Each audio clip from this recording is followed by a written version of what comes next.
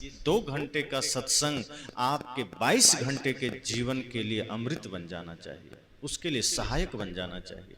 आप mobile charging में लगाते हैं, कितनी देर लगाते हैं? अब तो फास्ट चार्जिंग का जमाना है, 10 मिनट में 100% पूरा हो गया। लेकिन वो 10 मिनट या 1 घंटे में आपका मोबाइल चार्ज होता है, आप कितना देर यूज करते हैं? 10 घंटे, 12 घंटे, कभी एक दिन।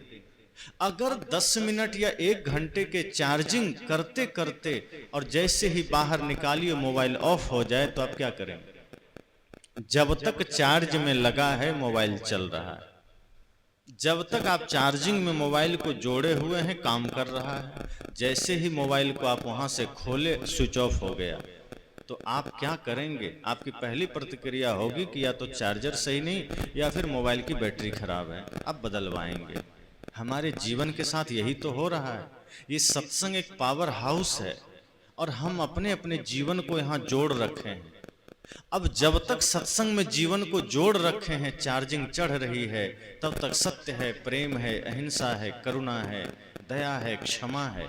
और जैसे ही सत्संग से पलक निकलता है, यहाँ से हम बाहर जाते हैं, चार्जिंग खत्म, मोबाइल ऑफ, क्रोध शुरू हो गया, हिंसा शुरू हो गई, अत्याचार शुरू हो गया। जो चार्जिंग यहाँ चढ़ी थी वो चढ़ी नहीं थी, बस ज्वाइंट हुआ था तो उसका प्रभाव दिख रहा था। लेकिन हम जैसे ही हटे कि बैटरी ऑफ हो गई, तो जरूरत क्या है? अपने भीतर निरीक्षण करने की कि सत्संग में जो हम कनेक्शन जोड़ते हैं वो इतना मजबूत कनेक्शन हो कि वहां से जो ज्ञान की चार्जिंग हमारे जीवन में आए, जो प्रेम की चार्जिंग हमारे जीवन में आए, जो भक्ति की चार्जिंग आए, वो उतरे नहीं, वो लिए लिए हम घर जाएं। और जब सत्संग को हम यहाँ से लेकर जाएंगे तो सत्संग आपको कभी भी विवाद में पड़ने नहीं देगा। इसलिए मैंने कहा सत्संग थोड़ा ही हो, पर वो इस भांति हो कि वो आपके जीवन में आपको कभी भी प्रपंच में जाने ना दे। आप उसकी निगरानी में रहें, सत्संग के आलोक में रहें, सत्संग के प्रकाश में रहें। जैसे ये लाइटें इसलिए लगाई गई है कि अंधेरा दूर हो सके, और आप लाइट खरीद के लाते और अलमारी में बंद करके रख देते और उस अलमारी को यहाँ बीच में खड़ा कर देते, अगरबत्ती घुमाते, प्रकाश करता। वो लाइट का मतलब है आप उसको जोड़िए, कनेक्ट करिए, ताकि वो प्रकाश के लिए है, वो बंद करके रखने के लिए नहीं है। हम भी ज्ञान सुनते हैं, सत्संग सुनते हैं, इस मस्तिष्क में लाके भर देते हैं, ताला मार देते हैं। जब किसी को सुनाना हो तो हम देने लगते हैं, और खुद में जीना है तो क्रोध का इस्तेमाल करेंगे, लोभ का इस्तेमाल करेंगे, प्रपंच का इस्तेमाल करेंगे। सत्य तो यह है कि जब जीवन में प्रतिकूलता आए तब ज्ञान का प्रयोग करिए। जब क्रोध की संभावना हो तब अपने भीतर से प्रेम का अस्त्र निकालिए कि नहीं, सामने से अगर कोई क्रोध का बाण चलाया है तो हमें अपने भीतर से प्रेम का बाण चलाना है। अगर सामने कोई आदमी क्रोध में जल रहा है, क्रोध की अग्नि में तप रहा है, तो हमें भी क्रोध नहीं करना है। कहीं आग लग जाए तो आप क्या करते हैं? पानी लेके दौड़ते हैं ना, कि आग जला के वापस आग लेके जाते हैं कि आग को आग से बुझाएंगे। आग कहीं लग जाए आप तुरंत जल लेकर दौड़ते हैं। क्यों? क्योंकि आग पर पानी काबू पा लेता है।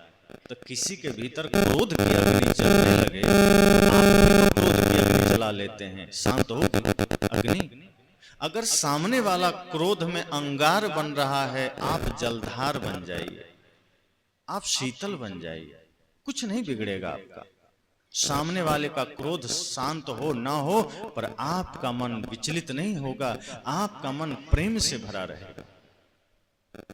इसलिए संत कहते हैं सत्संग में उतरिए इस भांति कि आप ये सोचिए कि ये जीवन का एक अद्भुत अवसर है। हमें अपने मनोविकारों से मुक्त होना है, हमें अपने मनसा वाचा कर्मणा पवित्र करना है स्वयं को। और ये पवित्रता सत्संग में गहरे उतरने से आएगी, ये पवित्रता सत्संग में स्थिर होने से आएगी। इसलिए ये सत्संग समझ लीजिए औषधि है, ये सत्संग अमृत है, सत्संग है अमृत का प्याला, इसको पीना है, इसे ग्रहण करना है, ताकि आप जब सत्संग सुनिए तो कान के द्वारा तो ये मस्तिष्क में तो थोड़ा जाए, ज्यादा हृदय में जाए। अभी उल्टा होता है, ज्ञान की बात हमारे मस्तिष्क में जाता तो है लेकिन वो यहां नहीं आता है, यहीं रह जाता है। जो हम सत्संग सुनते हैं, ज्ञान सुनते हैं, वो कानों से ऊपर चढ़ जाता है, यहां आ जाता है, यहां नहीं उतर पाता है। और जो हृदय में नहीं उतर पाएगा वो आपके कर्म में नहीं उतरेगा। जो मस्तिष्क में रह गया वो सिर्फ दूसरों के साथ वाद विवाद का काम करता है। ज्ञान भी अगर दिल में ना उतर सके, मस्तिष्क में रह जाए, तो वो ज्ञान भी विवाद का कारण बन जाता है, वो विद्या भी विवाद का कारण बन जाती है। समुद्र मंथन की घटना आप सबने सुनी है पुराणों में। वो एक संकेत है मानव इतिहास के लिए कि जब समुद्र मंथन हुआ तो उसमें से रत्न भी निकले, जहर भी निकले, अमृत भी निकला। बाकी चीजों को तो सब देवता बांट लिए, लेकिन जब जहर निकला तो सब घबरा गए, डर से भागने लगे, क्या करें। जब बाकी रत्न निकले तो किसी ने शिव जी से नहीं पूछा कि आपको भी चाहिए, लेकिन जब जहर निकला तो उनको याद करने की बचाइए बचाइए, पीड़ा में शिव जी आ गए। उन्होंने क्या किया, जहर को पान कर लिया। लेकिन वैज्ञानिकता देखिए, रहस्य देखिए, जहर को पेट में, हृदय में नहीं उतरने दिया, कंठ में रोक लिया। क्यों? ये एक संकेत है कि जब आपके जीवन में भी कोई क्रोध का जहर आपको दे दे, आलोचना का जहर दे दे, नफरत का जहर दे दे, ईर्ष्या द्वेष का जहर दे दे, तो आप उस जहर को स्वीकार तो कर लीजिए, पर उसको दिल में मत उतरने दीजिए, कंठ में रोक लीजिए। और इसका परिणाम क्या होगा?